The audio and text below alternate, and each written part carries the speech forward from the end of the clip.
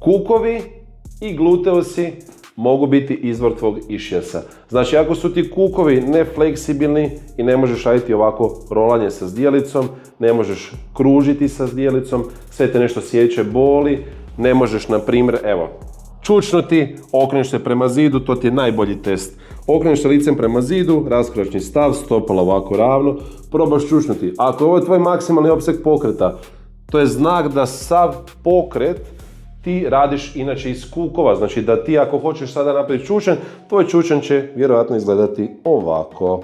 Dakle, cilj je da napraviš mobilnost i da razgibaš kukove kako bi se oslobodio pritisak u području donjeg dijela leđa, da se smanji iritacija i kompresija na sam išijas i njegovu arteriju.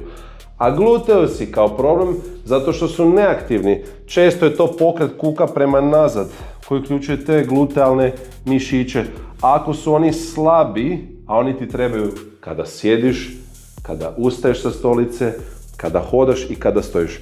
Njih ojačaj kroz čučnjeve, polako kontrolirane čučnjeve koje možeš raditi ovako sa svojom težinom za početak, uz nekakav oslonac, stolicu ili sofu, a kada se osjećaš sigurnije, uzmi nekakav uteg, teret ovako u ruke i probaj raditi čučnjeve. Da si oslobodiš opterećenje sa kukova, to će automatski onda osloboditi opterećenje na leđa i zglobove oko leđa.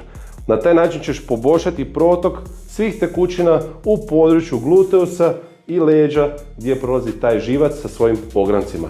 Dakle, pobjedi išijas, nemoj da on pobjedi tebe. Ako želiš još ovakvog sadržaja, obavezno komentiraj dolje leđa i poslat ću ti besplatnu knjigu u kojoj ćeš naučiti kako si zauvijek riješiti išijas.